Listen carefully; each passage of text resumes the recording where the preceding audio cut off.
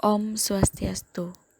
Baik, kami dari kelompok 11 akan mempresentasikan materi mengenai sistem pengendalian manajemen pada perusahaan jasa keuangan. Sebelum itu, kami akan memperkenalkan diri terlebih dahulu. Nama saya Nirai Mundayani, NPM 18331211003, dan rekan saya. Saya Nika Sari Depi dengan NPM 18331213333. Saya Nikomang Dewi Ratnasari, NPM 18331211429. Di sini saya akan menjelaskan tentang perusahaan jasa keuangan secara umum. Karakteristik umum yang pertama ada aset moneter. Kebanyakan aset perusahaan jasa keuangan adalah moneter. Nilai aset moneter saat ini lebih mudah diukur daripada aset fisik lainnya, seperti gedung dan peralatan serta hak paten dan aktiva tak berwujud lainnya. Mata uang merupakan contoh ekstrim komoditi fungible. Setiap saat pada waktu-waktu rupiah yang dimiliki oleh seluruh perusahaan mempunyai nilai yang sama dengan nilai nominalnya atau daya belinya. Daya beli rupiah berubah menurut waktu, tetapi pada masa depan, semua rupiah mempunyai nilai yang seimbang. Pada industri jasa keuangan, mutu mengacu pada mutu jasa yang diberikan dan mutu instrumen keuangan selain uang karena tidak diperlukan pengawasan mutu terhadap uang. Aset keuangan juga bisa ditransfer dari satu pemilik ke pemilik lain dengan cepat dan mudah. Dalam waktu transfer dalam suatu transfer dana secara elektronis, uang rupiah segera setelah adanya permintaan transfer. Sedangkan dalam sistem tradisional uang tersebut berpindah dalam beberapa hari. Penggunaan sistem uang elektronik dimaksudkan untuk menghindari pencurian dan perampokan. Untuk alasan ini, perusahaan yang menangani aset untuk melindungi asetnya.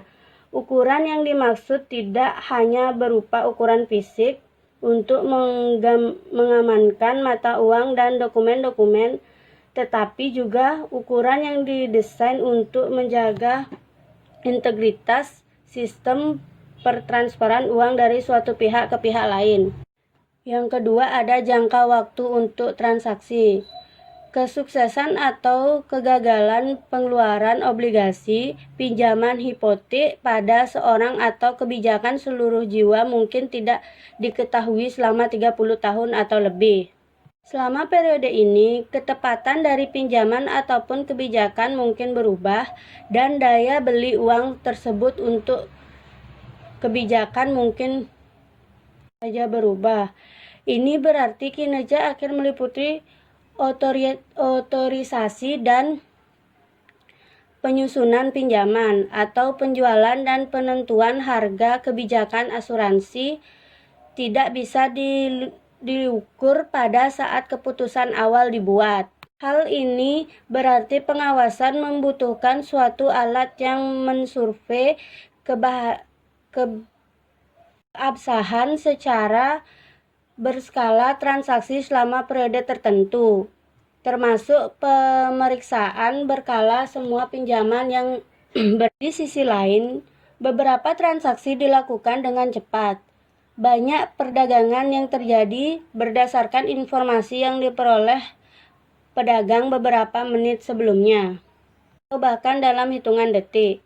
Untuk transaksi mata uang atau sekuritas yang terdaftar, informasi baru tersedia secara langsung pada pasar seluruh dunia. Pedagang membeli ataupun menjual sekuritas berdasarkan informasi yang mereka punya. Jika mereka membeli sekuritas, perubahan masa depan terhadap harganya akan mengubah nilai sekuritas yang dipegang. Karenanya, diperlukan suatu sistem pelaporan sekuritas yang dipegang dan hitung risiko terhadap organisasi jika harga berlawanan dengan sekuritas yang dimiliki pedagang. Hal ini berarti perusahaan tersebut harus mempunyai sistem yang akurat untuk memperoleh informasi tersebut. Untuk meringkasnya, untuk estimasi risiko sekuritas yang dipegang dan untuk menghasilkan informasi tersedia untuk pedagang, suatu model komputer mengevaluasi informasi dan untuk beberapa hal bertindak tanpa investasi manusia. Yang ketiga, risiko dan penghargaan. Banyak perusahaan jasa keuangan dan bisnis menerima risiko dalam bentuk penghargaan. Kebanyakan keputusan usaha melibatkan keseimbangan risiko dan penghargaan. Makin besar risiko, makin besar penghargaan yang diterima. Pada perusahaan jasa keuangan, keseimbangan ini nampak jelas pada investasi usaha, seperti melibatkan pembelian mesin atau pengenalan produk baru, tarif bunga atas pinjaman dan premi pada polis asuransi didasari asumsi risiko yang akan terjadi. Ketiga, regulasi. Perusahaan jasa keuangan diatur secara ketat. Bank dan pedagang sekuritas diatur oleh undang-undang dan aturan lainnya. Walaupun regulasi ini diperlukan, beberapa aturan ini melarang praktik usaha tertentu dan aturan akuntansi khusus lainnya berada dari akuntansi yang berlaku umum atau GAAP. Untuk keputusan tertentu, pengaruh baik akuntansi GAAP maupun akuntansi pada regulasi tersebut harus dipertimbangkan. Selanjutnya akan dilanjutkan oleh teman saya. Terima kasih. Baik, selanjutnya yakni bank komersial dan lembaga pembiayaan. Nah, karakteristik umum dari bank komersial dan lembaga pembiayaan yakni modal yang diatur, yang mana kemampuan suatu bank untuk meminjamkan ataupun menginvestasikan uang diatur oleh pemerintah, di mana modal setidaknya harus seimbang dengan persentase tertentu dari asetnya. Nah, yang kedua yakni produk baru. Nah, hingga saat ini, seperti yang kita ketahui, kegiatan bank komersial pada umumnya berkaitan dengan kegiatan menyimpan dan meminjam uang. Nah, dengan jumlah pendapatan yang relatif kecil, dihasilkan dari fee yang dibebankan untuk mengelola dana trust dan pengamanan aset konsumen. Nah, bank melengkapi beberapa jasa untuk nasabahnya, baik itu tanpa beban maupun dengan beban yang tidak langsung yang dihasilkan dari perolehan perusahaan dalam menjaga keseimbangan minimum tertentu. Nah, bank dihadapkan dengan 3 bentuk risiko, yakni risiko kredit, di mana suatu pinjaman tidak bisa kembali. Selanjutnya yaitu risiko tingkat bunga, yakni selisih di antara bunga yang dibayarkan pada deposito dan tarif yang diperoleh atas pinjaman dan investasi akan berubah dengan cara yang tak tampak. Lalu, risiko transaksi, yang mana risiko kesalahan dalam suatu proses transaksi, dan yang terakhir yakni otomasi.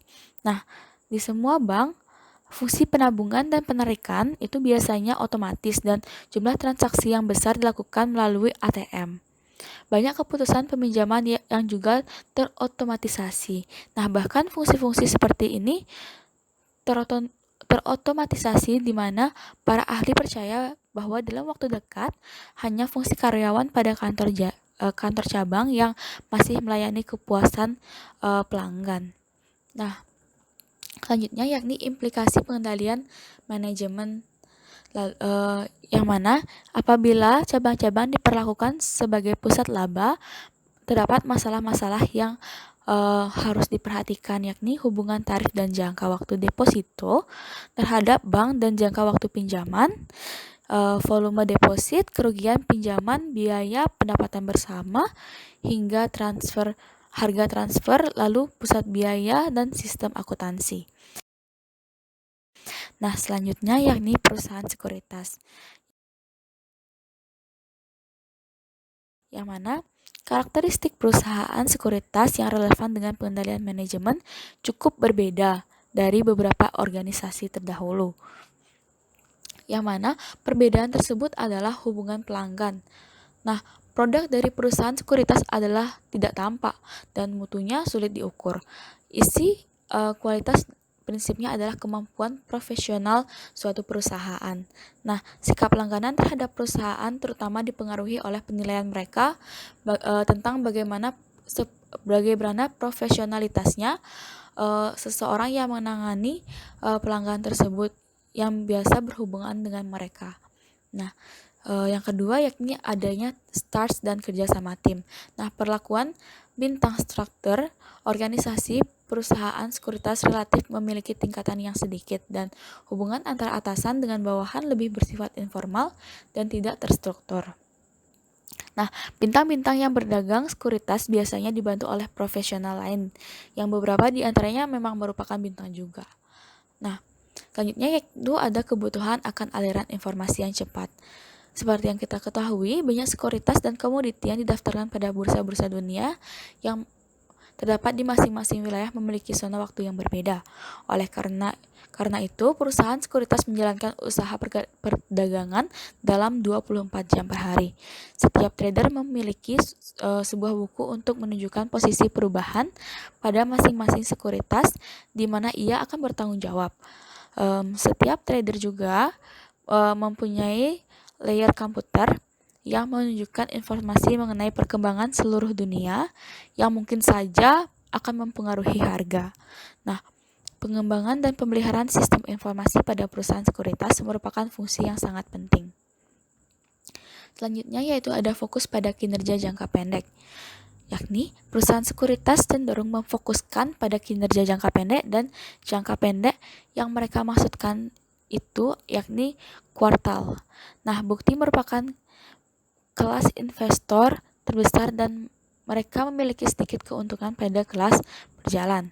Nah, karena tujuan mereka adalah menyediakan dana untuk pembiayaan yang harus dilakukan sepanjang waktu para pensiun, fokus jangka pendek akan ada karena tidak seorang pun tahu apa yang akan terjadi di masa depan dan terutama karena bukti jangka pendek ini juga telah menjadi tradisi.